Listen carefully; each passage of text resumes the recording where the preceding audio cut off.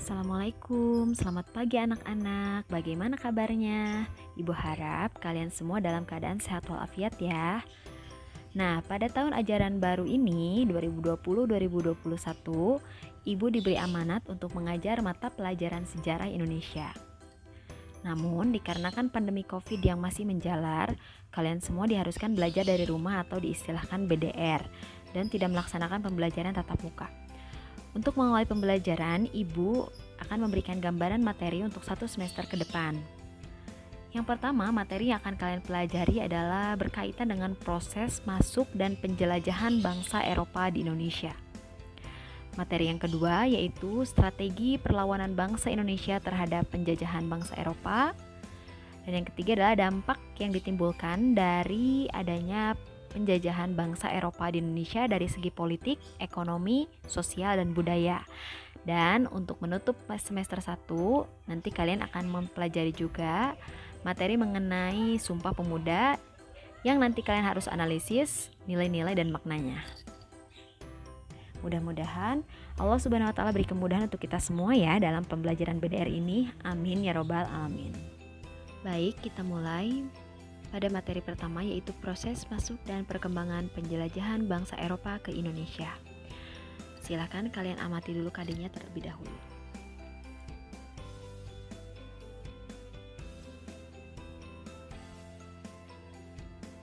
Pernahkah kalian mendengar ini? Mungkin dari orang tua kalian, guru, atau bahkan teman. Ibu yakin materi ini tidak asing lagi buat kalian. Proses masuk dan perkembangan penjelajahan bangsa Eropa ke Indonesia erat kaitannya dengan awal mula kolonialisme dan imperialisme di Indonesia. Kolonialisme berasal dari bahasa Latin yaitu koloni yang berarti pemukiman, atau bisa juga dikatakan sebagai suatu paham mengenai penguasaan wilayah atau negara oleh bangsa lain dengan maksud untuk menguasai dan memperluas wilayah. Sementara imperialisme berasal dari bahasa Latin pula, yaitu imperator yang artinya memerintah.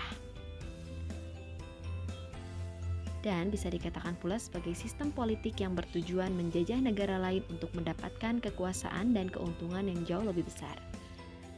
Persamaan dari kedua istilah tersebut yaitu sama-sama menyengsarakan bagi negara yang menjadi korban dan membuat makmur bagi negara-negara yang melakukan kolonialisme. Sementara perbedaannya, kolonialisme dapat dikatakan sebagai upaya menguasai dan menguras habis wilayah serta sumber daya alamnya. Sementara imperialisme memberi dan menanamkan pengaruh pada seluruh bidang kehidupan, bukan hanya ekonomi, tapi juga politik, sosial, dan budayanya.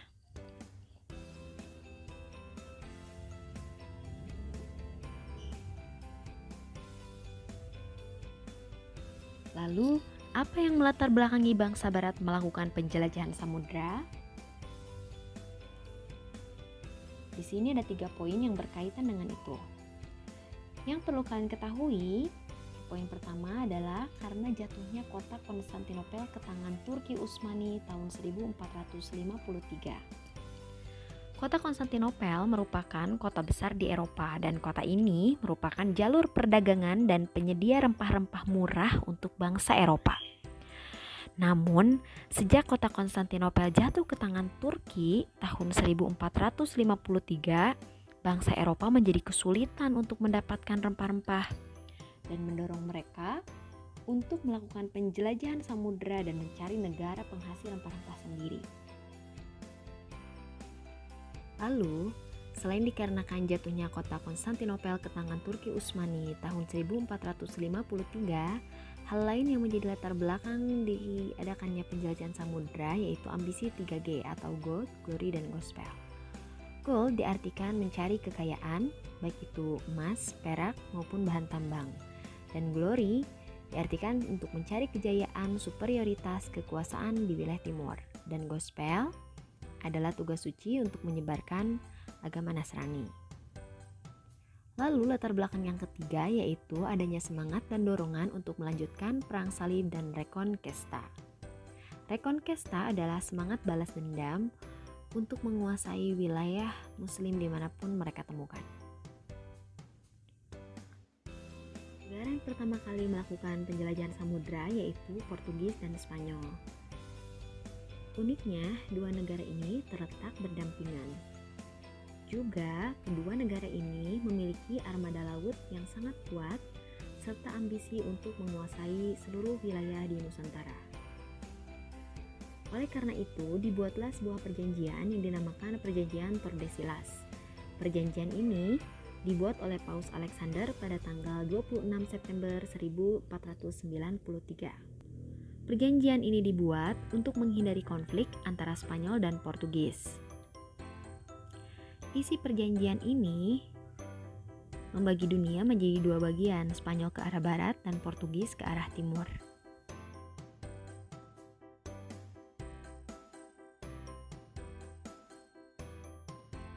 Penjelajah pertama dari Portugis yaitu tokoh yang bernama Bartolomeu Dias.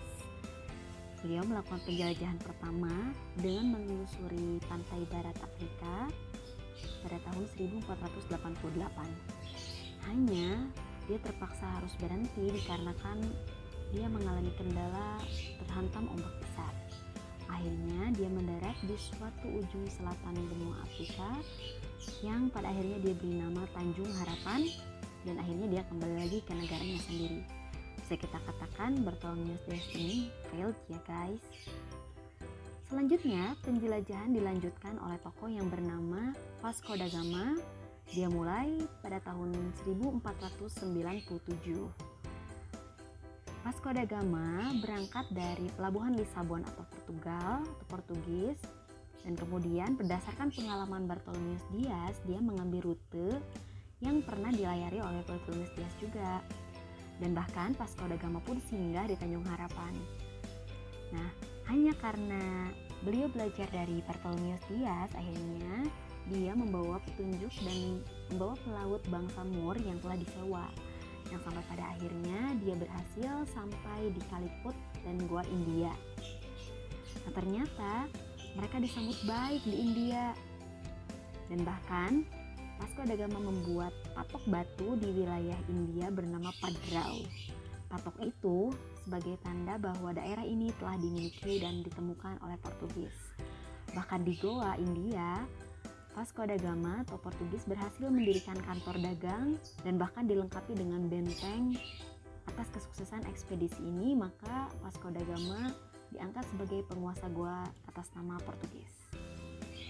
Dikarenakan dua tokoh sebelumnya, Bartolomeu Dias dan Vasco da Gama, gagal untuk mencapai daerah penghasil rempah-rempah, akhirnya ekspedisi dilanjutkan kembali oleh Alfonso de Albuquerque. Dia membawa armada yang lengkap, sehingga pada tahun 1511 armadanya berhasil menguasai Malaka dan berlanjut masuk ke wilayah Nusantara dan memberi nama India untuk wilayah ini. Dan akhirnya armada dari Alfonso de Albuquerque ini berhasil menguasai Kepulauan Maluku, yang mana Kepulauan Maluku ini merupakan wilayah yang kaya akan rempah-rempah di Indonesia atau Nusantara ini, bahkan dijuluki sebagai The Spice Island atau Pulau Rempah-Rempah. Perlu kalian ketahui, sebelum bangsa Portugis menjelajah samudra, sebetulnya penjelajahan sudah diawali oleh bangsa Spanyol. Bangsa Spanyol mengirimkan penjelajah pertamanya yaitu Christopher Columbus. Dia diberangkatkan pada tanggal 3 Agustus 1492 dari pelabuhan Spanyol.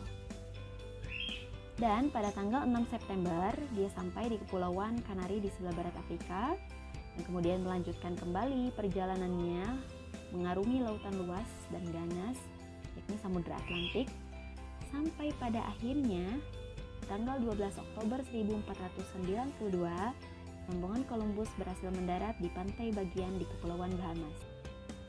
Rombongan Columbus mengira bahwa ekspedisi ini sudah sampai di tanah Hindia, sehingga akhirnya berita keberhasilannya dia ingin sampaikan kepada Ratu Isabel, dan akhirnya Columbus memutuskan untuk kembali lagi ke Spanyol dan sampai di sana tahun 1493. Karena penjelajahan pertama yaitu Christopher Columbus gagal menemukan wilayah timur, akhirnya ekspedisi dilanjutkan kembali oleh Ferdinand Magellan disertai dengan kaptennya yaitu Sebastian Elcano. Dan ekspedisi yang dilakukan keduanya Mengikuti jejak Christopher Columbus bahkan berhasil sampai di selatan benua Amerika. Dan dia mengarungi Samudra Pasifik, sampailah dia di Pulau Guam pada Maret 1521. Di April 1521, rombongan Magellan akhirnya sampai di Kepulauan Masapa yang kita kenal sekarang sebagai Filipina. Di Filipina, Magellan menyatakan bahwa daerah itu merupakan daerah milik Spanyol. Tindakan itulah yang membuat pertentangan dari para penduduk setempat. Akhirnya terjadi pertempuran antara kedua belah pihak yang sampai akhirnya membuat Magellan terbunuh. Rombongan yang lainnya terselamatkan dan akhirnya meninggalkan Filipina. Sehingga pimpinan rombongan tersebut diambil alih oleh Sebastian del Cano yang terus berlayar ke arah selatan. Setelah berhasil keluar dari Filipina, akhirnya rombongan tersebut tiba juga di Kepulauan Maluku sebagai tempat penghasil rempah-rempah. Tanpa berpikir panjang, rombongan tersebut mengambil rempah-rempah dari Kepulauan Maluku. Akhirnya, mereka kembali lagi ke Spanyol.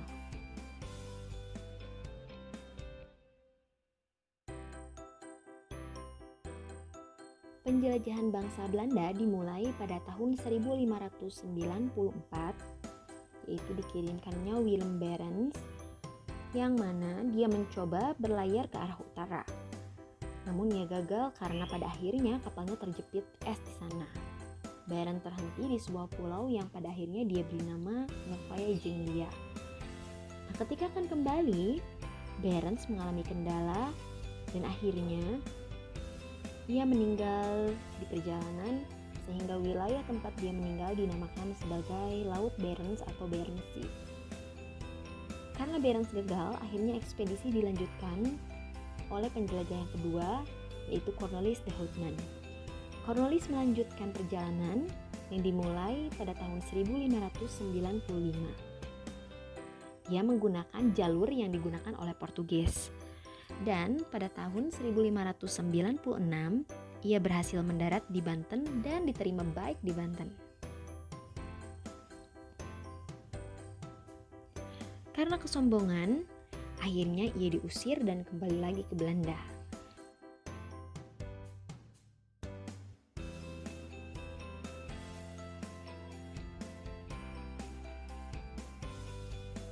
Sehingga penjelajahan selanjutnya dilanjutkan oleh Van Heemskerck dan juga Jacob van Eyck yang berhasil sampai di Maluku pada tahun 1599.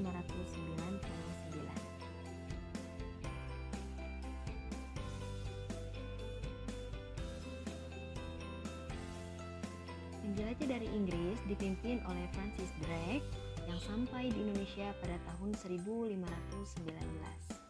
Bahkan berikutnya, Inggris berhasil membentuk kongsi dagang di India yang diberi nama EIC atau East India Company pada tahun 1600. Jadi, bisa kita simpulkan bahwa datangnya bangsa Eropa ke Indonesia ini dilatar belakangi akibat jatuhnya kota Konstantinopel ke tangan Turki tahun 1453. Yang kedua yaitu ambisi 3G. Dan yang ketiga adanya dorongan melanjutkan perang salib dan rekonkesta atau semangat balas dendam. Kesimpulan berikutnya yaitu bangsa barat ternyata masuk ke Indonesia melalui penjelajahan samudra loh. Dan yang ketiga, orang-orang barat berhasil menemukan Indonesia dan memberi julukan Indonesia yaitu Mutiara dari Timur. Dan terakhir, kita sangat patut bersyukur karena sungguh luar biasa kekayaan alam Nusantara yang Tuhan berikan sehingga menarik bangsa barat untuk datang ke Indonesia. Sekian materi untuk hari ini, mudah-mudahan materi ini dapat bermanfaat untuk kalian semua ya. Materi untuk berikutnya yaitu materi mengenai VOC. Silahkan kalian baca terlebih dahulu dan sampai bertemu minggu depan. Terima kasih. Wassalamualaikum warahmatullahi wabarakatuh.